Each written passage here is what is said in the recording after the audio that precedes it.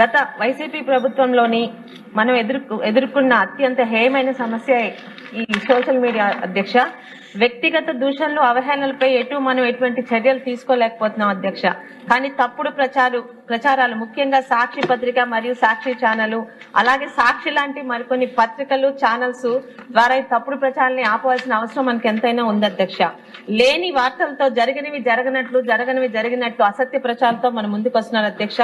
వాటిని వారి ఆధారాలతో రాయకపోతే ముఖ్యంగా ఈ గాలి వార్తలపై ముఖ్యంగా అదుపు ఉండాలి అధ్యక్ష. వారిపై కంప్లైంట్స్ ఇచ్చినా కూడా పోలీస్ స్టేషన్ లో రసీదు ఇస్తున్నారే తప్పితే చట్టాలు లేనందున కనీసం వారిని పోలీస్ స్టేషన్ కూడా పిలిచి విచారించలేని పరిస్థితిలో ఉన్నాం అధ్యక్ష. ఈ రోజు ఈ విచ్చలవిడి అబద్ధాలతో ముందుకు వెళ్తున్నాం అధ్యక్ష. ఈ విచ్చ ప్రచారాలు సమాజంలో చాలా ఆందోళన కలిగిస్తున్నాయి అధ్యక్ష. ఈ రోజు చట్టాలు చేసే చట్ట సభల్లో మనం ఉన్నాం అధ్యక్ష. కనీసం కూటమి ప్రభుత్వంలోనైనా భవిష్యత్ తరాలని వీటి నుంచి కాపాడడానికి మనం వీటి మీద ఒక చట్టాలు తీసుకురావాల్సిందిగా కోరుకుంటున్నాను అధ్యక్ష. ధన్యవాదాలు అధ్యక్ష. అధ్యక్ష, గౌరవ సభ్యులు చెప్పినట్టుగా సోషల్ మీడియా అన్నది ఇంతకు ముందు ప్రచార మాధ్యమం కింద మంచికి ఉపయోగపడే పరిస్థితి కన్నా ఈరోజు సోషల్ మీడియా దుర్వినియోగం ఎక్కువైపోయిందని చెప్పడానికి చాలా ఉదాహరణలు, ముఖ్యంగా ఇక్కడున్న ప్రతి సభ్యులు కూడా సోషల్ మీడియా దుర్వినియోగానికి బాధితులే అధ్యక్ష.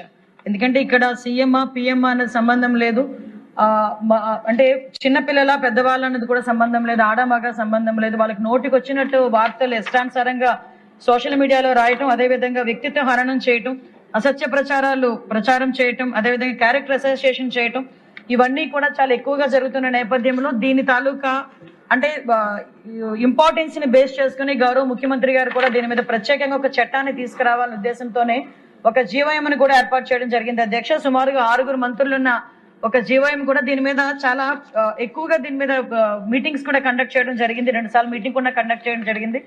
ఆ కండక్ట్ చేయడమే కాదు అధ్యక్ష, ఆ మీటింగ్ లో కూడా అధ్యక్ష ప్రత్యేకంగా మంత్రులు అధికారులు అందరితో పాటు ఒక మంచి డిస్కషన్ కూడా జరుగుతుంది అధ్యక్ష. అంటే ఈ సోషల్ మీడియా మీద ఎలాగ మనం మరికట్టాలనే దాని మీద ఉన్న చట్టాలని ఇంకొంచెం స్ట్రెంథనింగ్ చేయడం ఒక ఎత్తు అయితే, ఈ చుట్టుపక్కల మనకి తమిళనాడు, కర్ణాటక, మిగతా రాష్ట్రాల్లో వీటి మీద ఎలాంటి చర్యలు ఉన్నాయి, అవే కాకుండా ఇప్పుడు ఆస్ట్రేలియా, మలేషియా, సింగపూర్, ఫ్రాన్స్ ఇలాంటి దేశాల్లో 16 సంవత్సరాల లోపు ఉన్న బాలబాలికలకు ఎవరైతే ఉన్నారో వాళ్ళందరికీ కూడా సోషల్ మీడియా బ్యాన్ చేసే పరిస్థితి కూడా కనిపించింది అధ్యక్ష. అక్కడ వాళ్ళు ఎలా చేశారో అదే సిస్టమ్ ని కనుక మనం ఇక్కడ చేయగలిగితే మనం ఎంతవరకు చేయగలం, మన లా అంతవరకు మనకి సమర్థిస్తుంది అనే విషయాన్ని మీద కూడా ప్రత్యేకంగా దీని మీద దృష్టి పెట్టడం జరిగింది అధ్యక్ష. దాంతో పాటు అధ్యక్ష ఫస్ట్ టైం ఇప్పుడు కంప్లైంట్స్ ఆఫీసర్స్ ఎవరైతే ఉన్నారో, అంటే ఇప్పుడు మనకి ఈ ట్విట్టర్ కానీ, ఫేస్బుక్ కానీ, ఇన్స్టా కానీ వీటన్నిటికి సంబంధించి ఈ గూగుల్ మెటా ఎక్సెట్రా వీళ్ళందరికీ కూడా కంప్లైంట్స్ ఆఫీసర్స్ ని నెక్స్ట్ మా జీవోఎం మీటింగ్ కూడా వాళ్ళందరినీ కూడా పిలవడం జరిగింది అధ్యక్ష. వాళ్ళందరూ వచ్చిన తర్వాత వాళ్ళందరూ ఇచ్చిన సూచనలు సలహాలు మేరకు కూడా ఒక కార్యక్రమాన్ని కూడా ఏర్పాటు చేస్తాం అధ్యక్ష. ఇందాక సభ్యులు మేడం ఒక మాట అన్నారు, గౌత శిరీష గారు, ఈ సోషల్ మీడియాకి సంబంధించి రసీదు ఇస్తున్నారు కానీ పోలీసులు రెస్పాండ్ అవ్వట్లేదని దయచేసి సభ్యులు కూడా గమనించాలి అధ్యక్ష. సుమారుగా ఇప్పుడు మనకి 20 నెలల కాలంలో 1384 కేసెస్ రిజిస్టర్ చేయడం అయింది అధ్యక్ష. 1,667 మందిని అరెస్ట్ చేయడం జరిగింది అధ్యక్ష. అయితే గౌరవ సభ్యులకి ఇది ఇంపార్టెంట్ అధ్యక్ష, ఒక్క నిమిషం నాకు టైం ఇవ్వండి. ఎందుకంటే మనకి బిఎన్ఎస్ సెక్షన్ ప్రకారం అధ్యక్ష దీనికి సంబంధించి 299 సెక్షన్ 299 కానీ, సెక్షన్ 300 కానీ, సెక్షన్ 351 కానీ ఇవన్నీ చూసుకుంటే అధ్యక్ష సెక్షన్ 353, సెక్షన్ 356, సెక్షన్ 196 ఇవన్నీ కూడా అధ్యక్ష మనకి 7 సంవత్సరాల లోపు శిక్ష ఉన్నది సెక్షన్స్ అధ్యక్ష.